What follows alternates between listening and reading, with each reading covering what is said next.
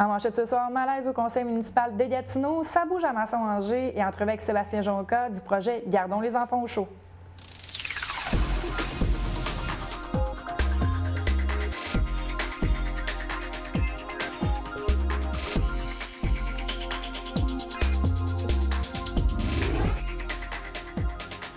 Bonsoir, mon nom est Josiane Hardy, bienvenue à cette édition d'Infomac du jeudi 24 septembre. On débute le bulletin de ce soir avec la politique municipale. Le maire de Gatineau, Maxime Penneau-Jobin, a utilisé son droit de veto pour contrer une résolution qui aurait abouti à la création d'un comité sur le désormais célèbre dossier du centre multifonctionnel. Le conseiller Marc Duggan a proposé la formation d'un comité d'élus qui aurait, entre autres, été en charge de fournir les informations à leurs collègues en plus d'analyser les propositions qui sont déjà sur la table. La proposition initiale a été amendée et la résolution a été adoptée au compte de 11 en faveur contre 8 en défaveur. Pour le maire, la création de ce comité ne viendrait que compliquer la situation et mettre mal à l'aise les partenaires privés. À la suite du vote, Penneau-Jobin a pris la parole et annoncé qu'il se prévalait de son droit de veto suspensif, une première dans l'histoire de la ville de Gatineau. Cette décision entraîne donc la tenue d'un nouveau vote lors de la prochaine séance du Conseil, le 20 octobre. Pour certains conseillers, les membres ont envoyé un message clair au maire en soulignant que les élus veulent collaborer tout en ayant les bonnes informations. On peut écouter M. le maire sur la motivation à utiliser son droit de veto et sur ce qu'il pense de la création d'un tel comité. Bien, la transparence, elle est totale. Si le comité se réunit aujourd'hui, là, ce qu'on va dire, c'est ce que j'ai dit à la réunion aujourd'hui. Parce que ce qu'on ne peut pas dire, c'est ce que moi-même je ne sais pas, c'est les discussions entre des fonctionnaires et deux groupes de gens d'affaires qui ont déposé un projet. Les élus ne sont pas à toutes les étapes dans le processus, sont plus vers la fin. Moi, j'entre en jeu quand les fonctionnaires, le service juridique et le partenaire ont quelque chose à mettre sur la table qui est clairement défini, puis qui est légal, puis qui est clair. Là, moi, je regarde si toutes les options sont là, puis je me retourne vers le conseil. La seule chose que je demande, c'est laissez-moi faire mon travail de maire. On ne peut pas faire ça tout le monde ensemble. Moi, je vais le faire quand je vais recevoir des documents, puis je vais me tourner vers le conseil le plus rapidement possible. Le conseiller de Masson-Angers, Marc Carrière, a voté en faveur de la création d'un tel comité. En contrepartie, son homologue du secteur de Buckingham, Martin Lajeunesse, a quant à lui voté contre cette résolution. Il a tenu à faire enlever son nom de la résolution initiale qui aurait fait de lui un membre du dit comité. Selon le conseiller, impliquer d'autres personnes dans le dossier nuirait au projet et que les fonctionnaires sont présentement en train de faire leur travail de manière correcte. Il dénonce également le fait que ses collègues n'aient pas demandé d'état de situation au maire avant d'aller de l'avant avec une telle résolution, comme il l'indique dans les commentaires qu'on écoute à l'instant. Écoutez, demander un état de situation au maire, ça n'a pas de bon sens. Alors non, moi j'approuve qu'est-ce que M. le maire fait, parce que en repoussant ça, c'est qu'il donne une chance aussi aux fonctionnaires de comme ficeler le dossier. Pas faire à cachette, là. Mais c'est que là, ils sont en négociation avec des partenaires, que c'est confidentiel. Le projet de relance du petit train à vapeur est encore bien en marche. Le comité, avec en tête le conseiller de Masson-Angers, M. Marc Carrière, a reçu un délai plus long afin de respecter tout ce qui est demandé par la compagnie de chemin de fer de l'Outaouais. Le délai est allongé jusqu'au 31 octobre prochain. On parle ici notamment du délai pour le parcours. Je vous rappelle que le trajet partirait de Masson-Angers. Le comité a reçu une résolution d'appui de la part des membres du conseil municipal de Gatineau. Le comité cherche maintenant des partenaires privés et plusieurs semblent intéressés, comme nous l'indique M. Carrière. Écoutez, on y croit, le plan d'affaires, puis il faut juste se rappeler, le plan d'affaires comme tel, quand on m'a demandé de prendre la présidence, c'est parce que le projet comme tel, j'y croyais. C'est pour ça que j'ai accepté. On a une équipe fantastique et autant le comité élargi que le comité restreint, on est très actifs, très dynamiques. Je le fais de façon très objective. C'est pour ça que j'ai décidé d'embarquer dans ce projet-là. Pas parce que ça atterrit chez nous, c'est parce que j'y crois au projet. La relance de l'icône touristique en Outaouais, le petit train en vapeur, c'est important. L'axe qu'on vise, Masson-Montebello, on a besoin de l'espace au complet pour justement respecter les demandes en tourisme maintenant. On a travaillé avec des experts. C'est ce qu'ils nous recommandent. L'axe au complet est nécessaire justement pour satisfaire au tourisme d'aujourd'hui. Autre dossier important pour Masson-Angers, celui du transport en commun. De nombreux usagers s'étaient tournés vers des moyens alternatifs ou encore se déplaçaient vers Buckingham et d'autres points d'accès. Le conseiller du secteur avait alors travaillé à assembler des données pour prouver l'utilité de la ligne de la STO à Masson-Angers. Une ligne dite expérimentale a fait son retour dans le secteur, soit la ligne 93. En place pour quelques mois, l'achalandage sur le système jouera un rôle dans son avenir. Le conseiller Marc Carrière avait alors appelé les usagers à revenir sur ces lignes afin de lui donner des outils pour permettre une implantation complète de la ligne 93. Marc Carrière nous indique si oui ou non les gens ont répondu à son appel et sont revenus dans le secteur. Il y a eu l'amélioration. L'objectif, c'était d'améliorer le temps de déplacement des usagers. Ça atteint son objectif. Je ne dis pas que c'est parfait. On est au mois de septembre. Les modifications viennent d'arriver. On est à la STO en ajustement. Mais comme je vous dis, l'objectif, c'était d'améliorer le temps de déplacement des usagers. Ça atteint son objectif. Maintenant, vous l'avez dit, la 93, elle est expérimentale. J'invite les gens qui sont revenus sur la 93 d'y rester pour être capables, justement, pour que je puisse avoir des outils au moment de l'analyse de cette ligne-là au mois de janvier. Les plus jeunes qui fréquentent ou qui fréquenteront l'école primaire Saint-Michel dans le secteur de Buckingham auront droit à une cour d'école fraîchement aménagée. Située derrière l'école, tout près de la rue Lamennais, l'espace est présentement quasi vacant.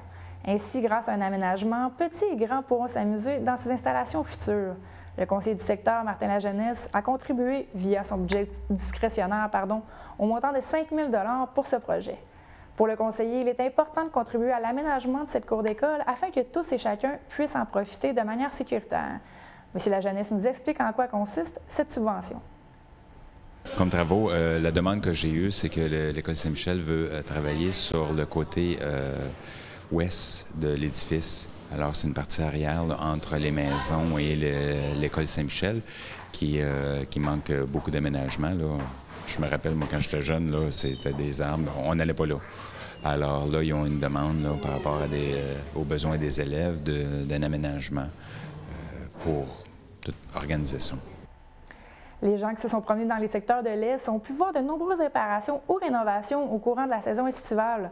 Dans le secteur de Masson-Angers, les travaux n'ont pas pris de pause durant cette saison, notamment au parc Jack et Yami ou encore à l'usine de pompage des eaux usées.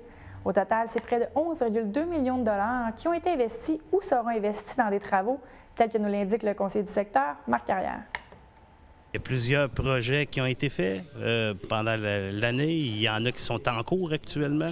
Il y en a à venir. Juste le système le poste de pompage à Angers, là, on part en appel d'offres bientôt. Il y a Boulevard Maloney-Est, où est-ce qu'il y a des travaux importants qui ont lieu actuellement.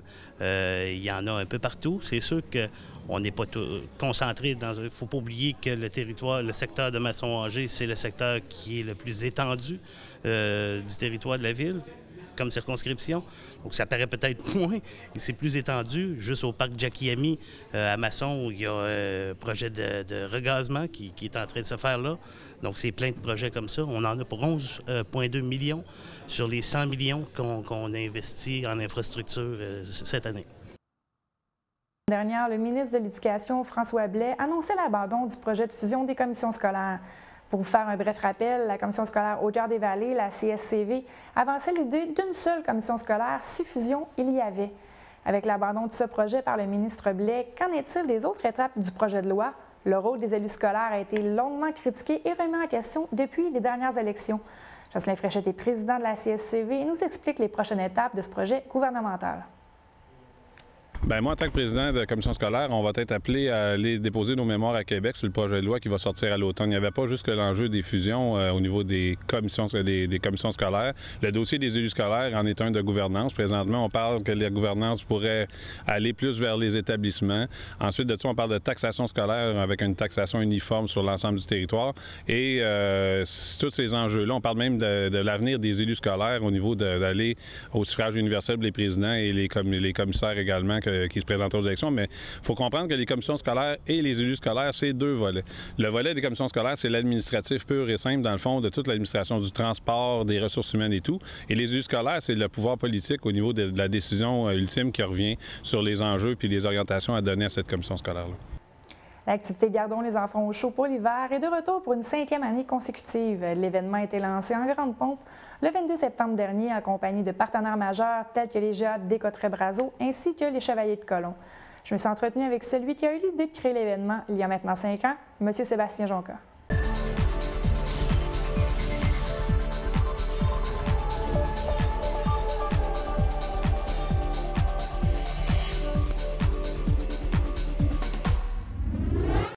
Je suis avec M. Sébastien Jonca, qui est l'instigateur du projet Gardons les enfants au chaud. Bonsoir. Bonsoir, ça va bien? Bien oui, ça va très bien, merci beaucoup.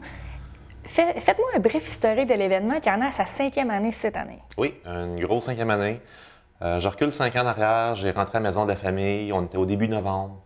Il y a un petit bébé qui pleurait. J'ai dit à Chantal Courchain, la directrice, j'ai dit « Chantal, c'est-tu normal qu'un enfant, il fait moins 10 dehors, pas de bas d'un pied? » Fait que ça m'a tellement touché. Elle dit « Sébastien, elle dit, tu savais le nombre d'enfants dans le besoin dans la région, les parents, ils n'ont pas de sous pour les habiller. » Elle dit « Tu resteras bête. » Fait que c'est là que c'est venu me chercher. Puis je disais à Chantal, on va partir, garder les enfants chauds. C'est sûr, avec Matériau Bonhomme, il est en arrière de moi. C'est la 5e année, puis on habille de 300 à 380 enfants à tous les hivers, de la tête aux pieds. Donc, quand on parle d'habiller de la tête aux pieds, on parle de tuque, de foulard, pas seulement avec le manteau, là. On part des pieds, bottes, bas. On a des fermières, c'est vrai que des fermières de Buckingham nous donnent des tricots. On ramasse à peu près 1000 tricots de mitaines de bas, de mitaines de foulard. On achète avec les sous qu'on ramasse, pantalons d'hiver, habits d'hiver, manteau, tuque, mitaines. Là, on est rendu qu'on commence à ramasser des culottes de jogging. De 0 à 14 ans, là, sont habillés dans notre petit magasin, garage chez la Maison de la famille à Buckingham. Juste pour bien comprendre, là, on parle de 2 volets. Vous avez parlé de dons monétaires. Pardon, je vais revenir là-dessus après. Okay. Si les gens, comme là, on fait le ménage un peu d'automne, on sort notre linge d'hiver, puis on se rend compte qu'on a peut-être des articles qu'on aimerait ça se départir, qu'est-ce que les gens peuvent faire avec ça? On peut les amener directement chez Matériau Bonhomme sur la rue Dollard. Depuis l'année passée, un très grand partenariat, le IGA Descotrets-Brazeau, traiteur Brazeau sur la rue Neuville. Il y a un point de chute là aussi. Chez Signature Mélisa Parenteau sur l'avenue Buckingham, un autre point de chute. Puis certainement Maison de la famille, n'importe quand, sous, dons en vêtements, on est prêt à recevoir là sur les places. Ça, les dons monétaires, c'est seulement qu'à la Maison de la famille, c'est bien? À la Maison de la famille, au 819-281-4359. L'objectif de cette année, vous avez parlé de 380 enfants. Est-ce qu'on maintient cet objectif-là? Oui. On a un but. L'année passée, on a ramassé 5 000 $. C'est certain qu'avec qu'est-ce qui se passe dans la communauté, les jobs, les pertes d'emploi, les demandes montent, puis malheureusement, les sous descendent, mais les dons en vêtements augmentent. Alors, l'année passée, on a ramassé 5 000 $ pour acheter des vêtements neufs. Cette année, notre but, c'est 6 000 on a 380 enfants habillés cette année. Alors, il ne faut pas baisser les bras. Puis l'aide de la communauté est très demandante. Mais justement, la communauté embarque encore d'année en année, puis de manière quand même assez forte à chaque année, avec un contexte économique qui peut être difficile. Qu'est-ce que ça vous dit comme créateur de ce projet-là, que les gens embarquent encore après toutes ces années? Je pense que c'est la crédibilité des gens, la force du concept des partenariats, le IGA, Matériau Bonhomme, Signature Mélisa Parenteau, Maison de la famille. Les Chevaliers de Colomb, la 2e année, ils ont reçu une plaque dans tous les Chevaliers de Colomb au Canada, la meilleure activité organisée. Nous avons reçu une plaque de M. Iraka 2 ans passés. Alors, je pense qu'on reçoit des plaques, qu'on est honoré de différentes gauche à droite. Alors, je pense que c'est ça que les gens s'aperçoivent, que ça prend d'ampleur en ampleur là, dans notre région. Un des partenaires, des grands partenaires, je me permets de les appeler comme ça, les GA, justement, il y a une soirée reconnaissance qui va avoir lieu le 21 novembre. Oui, c'est un souper spaghetti le 21 novembre à la salle de Chevaliers de Colomb. Tout le monde est invité, c'est un souper gratuit. IGA Descotrets-Brazeau et Traiteur Brazeau donnent le souper, c'est complètement gratuit. L'année passée, on a servi 300 assiettes. Pour la 2e année, cette année, nous avons un souper soirée canadienne avec le groupe Socks Over Pants, SOP. C'est une soirée canadienne, violonneux. Il va y avoir 6 musiciens. Puis... on va sortir les ceintures fléchées. Et voilà, c'est ça. On va avoir beaucoup de plaisir. Moi, je vais rentrer d'un côté un peu plus personnel. Qu'est-ce qui fait en sorte que Sébastien Jonca continue d'année en année?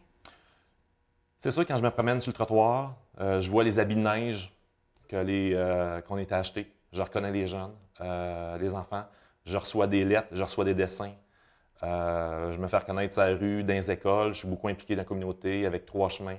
Fait que non, je pense que juste de voir les enfants, les sourires, les bonjours, ça fait plaisir. Fait qu'on donne 300 habits de neige d'une année, à cause qu'on a une bonne année, ou qu'on en donne 50, bien, qu'est-ce qu'on reçoit de l'enfant? C'est un bonjour, tu vois, c'est apprécié. Fait que tu fais plaisir à un enfant ou 300. Fait que je pense que c'est d'aider la communauté. Vous avez eu un petit peu chaud et ça s'est réglé dans les dernières semaines concernant les habits de neige. Qu'est-ce qui s'est passé?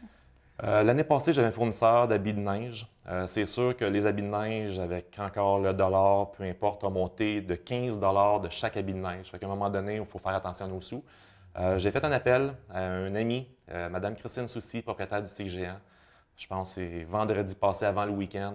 J'ai dit, Madame Soucy, êtes-vous capable de m'aider? Pensez-vous de faire quelque chose? Elle dit, laisse-moi ça, Sébastien. Elle m'a appelé hier matin. Puis elle m'a dit, Sébastien, j'ai tes habits de neige. Elle dit, ils vont rentrer début novembre. Casse-toi pas la tête. Fait que merci beaucoup à Mme Soucy, tu sais que j'ai encore. Oui, on aide du monde de la communauté. Puis moi, j'aime bien l'achat local. L'achat local, communauté, ça crée des jobs.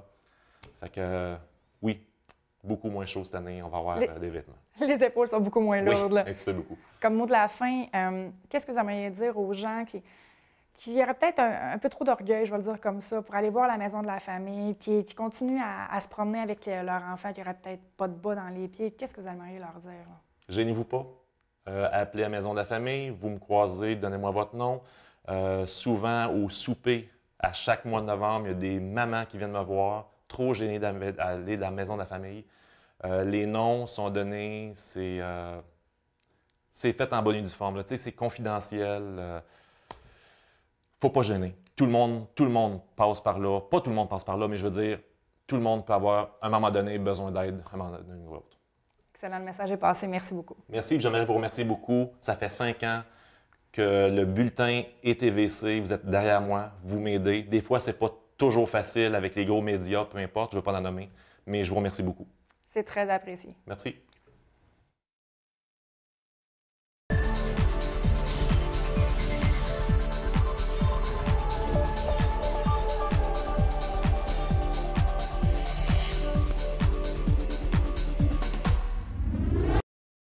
On retrouve maintenant Jessie pour le culturel. Jessie, bonsoir. Bonsoir, Josiane. Tout d'abord, le spectacle de Sylvain Cossette, il est annulé. Bien oui, malheureusement, ceux qui attendaient le Que je t'aime, très connu de Sylvain Cossette, devront attendre. Le spectacle a été annulé pour des raisons hors de contrôle selon les producteurs. Et donc, le spectacle devait se dérouler dans le cadre du 175e anniversaire de la paroisse Saint-Grégoire de Nazianze. Est annulé et donc les gens seront remboursés. Ceux qui ont payé par carte de crédit le seront automatiquement sur leur carte. Pour ceux qui avaient acheté leur billet à la librairie Rosemary ou encore à la paroisse, devront contacter une des 2 endroits pour recevoir le montant. Et la paroisse bien, invite la population à donner l'argent en dons et des reçus d'impôts pourront être émis. Donc malheureusement, le spectacle est annulé. La librairie Rosemary a reçu la visite d'une auteure. Oui, en fait, Claudia Larochelle est une auteure qui fait partie de la tournée des auteurs qui se font libraires. C'est une tournée québécoise. Les auteurs sont invités à visiter les librairies et les lecteurs pour leur remettre des conseils et des suggestions en lecture. Et c'est une initiative de l'Association des librairies du Québec en collaboration avec le Conseil des arts du Canada. Elle fait partie des 12 auteurs. Ses suggestions à elle, c'est Moi, mon chat de Christine Ducharme et Pierre Pratt, qui est un roman jeunesse. Dans un tout autre registre, on y va avec Folle de Nélé Arcan et également Réparer les vivants de Mélisse de Kerangal. Et donc, samedi dernier, elle a pu rencontrer les gens ici à Boquiam pour signer des dédicaces et soumettre ses suggestions. Et alors, elle nous a expliqué l'importance du papier, donc vous pouvez l'entendre. La place pour les deux. Je pense qu'il y a vraiment de la place pour que les deux se côtoient. Personnellement, moi, je préfère le livre papier pour lire un roman. Mais tout ce qui est journaux, magazines, je suis journaliste, donc il me faut un accès très, très rapide à tout ça. J'aime beaucoup lire sur une tablette. Par contre, je pense que le livre va toujours, le livre papier, le livre qui, tu sais, c'est comme, je prends pas le bon, là, mais, mais celui-là, je veux dire, il sent quelque chose.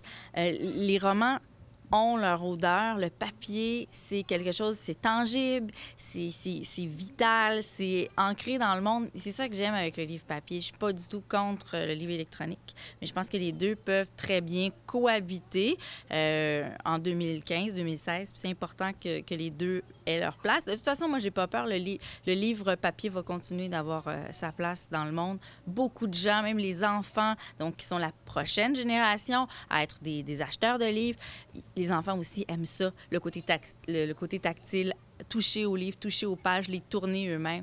Donc tout ça, on ne peut pas le faire avec une tablette. Il va y avoir une panoplie d'activités pour les Journées de la culture. Oui, en fait, les Journées de la culture qui commencent demain jusqu'à dimanche, donc du 25 au 27 septembre. C'est une tradition, c'est provincial. En fait, le principe est très simple. Les associations, les organismes sont invités à organiser des activités gratuites pour les gens, pour les familles. Et la Lièvre en fait partie, participe à cet événement provincial. Et donc, on y va d'abord avec le vernissage de Christian Renaud. Christian Renaud est un artiste peintre né en 81 à Buckingham. Il a vécu pas mal toute sa vie à Elmer et c'est en 2009 qu'il a commencé à exposer de façon professionnelle. Il a commencé ici à Buckingham où tous ses œuvres ont été vendues la première fois. Et donc, son vernissage se déroule le 26 septembre de 1h à 4h à la boutique de l'Énergie du Cristal. L'exposition se déroule où tout a commencé. Et dans sa démarche artistique, il va à la rencontre de la beauté et la complexité des êtres humains, la douceur et la dureté de la vie, l'ombre et la lumière. Donc, on voit les contrastes un peu. Pour avoir plus d'informations à son sujet, vous pouvez visiter le www.christianrenaud.ca. Comme je vous l'ai dit, il y a plusieurs activités. Ça, c'est la première. Demain, on y va avec les Petites Folies de l'Ange Gardien, en collaboration avec le Carrefour culturel de l'Ange Gardien. Le film The Avenger sera présenté, il n'est même pas sorti encore en vidéo. Il sera présenté aux Arts Panvert, le parc. Et donc, les conseillers d'apporter votre chaise. C'est difficile de vous dire à quelle heure le film commence parce que c'est au début de la noirceur.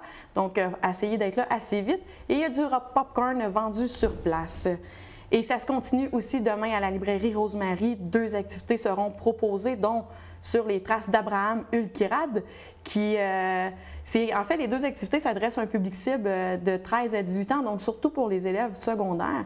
Et pour ce qui est de cette conférence donnée par l'auteur France Rivet sur le destin d'Abraham Ulkirad, c'est une conférence sur la découverte de 2 familles inuites du Labrador décédées en Europe vers la fin des années 1800, alors qu'elles étaient exhibées dans des zoos.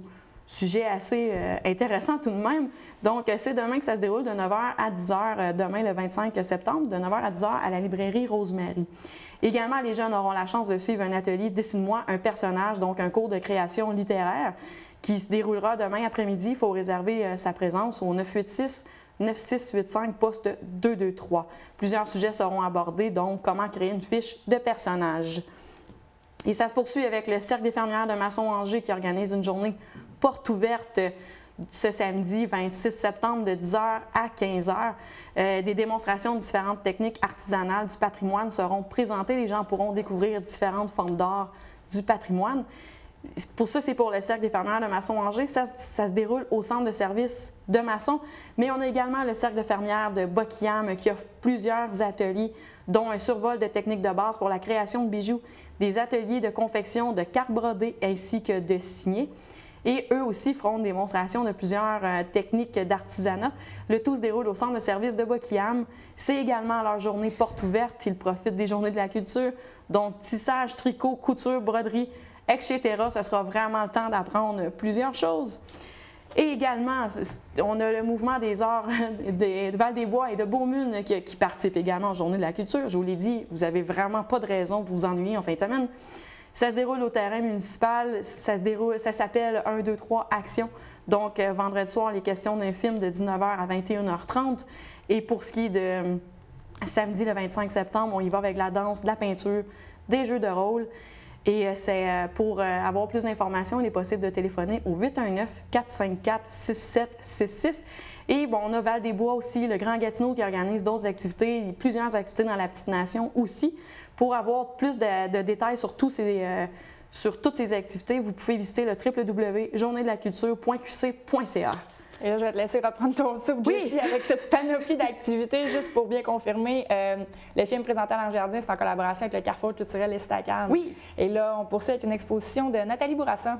Oui, Nathalie Bourassa, ça se déroule au Café des artistes de la Lièvre. Elle expose tout le mois de septembre. C'est une travailleuse au service Canada qui peint dans ses temps libres. Et c'est en 2000 qu'elle a découvert l'huile. Et elle utilise aussi, par contre, l'acrylique et l'aquarelle. Pour elle, la peinture, c'est un état d'âme, c'est un vendeur d'émotions et c'est fixé un instant dans le temps. Elle s'inspire d'images, de moments tendres, de situations de calme et de sérénité, ainsi que de la nature, des enfants et des saisons. Et elle espère prendre sa retraite bientôt, justement, pour pouvoir se consacrer à son art. Et pour avoir plus d'informations, vous pouvez visiter le www.c2a-de-la-lièvre.com. Et là, on reste au Café des artistes avec les spectacles maintenant. Oui, vendredi prochain, le 2 octobre, soit à 20h30, le groupe MAM entreprend sa tournée du Québec pour lancer son album Human Swing Box. Et donc, Viviane Arnoux et François Michaud vous attendent en grand nombre pour vous présenter ce nouvel album aux couleurs jazz, folklore et musique du monde. Pour avoir plus d'informations sur ce groupe, c'est possible de visiter le www.mammusique.com. Les gens sont entendus le 2 octobre prochain à 20h30 au coût de 12 $. Excellent. Et là, un artiste qu'on aime bien, Diane Fontaine.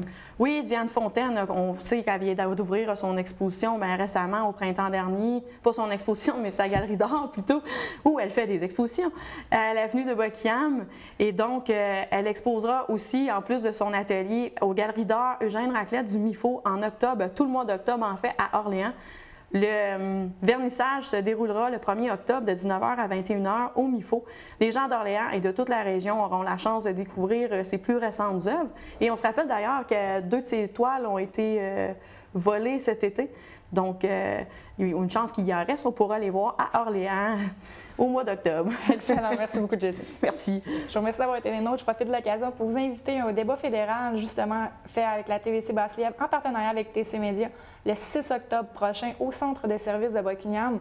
Les 4 principaux partis, soit la NPD, le Bloc québécois, le Parti libéral et le Parti conservateur, seront présents pour débattre de sujets divers. D'ailleurs, si vous avez des questions que vous aimeriez soumettre, vous pouvez les envoyer à nouvelles@s@tvc.qc.ca.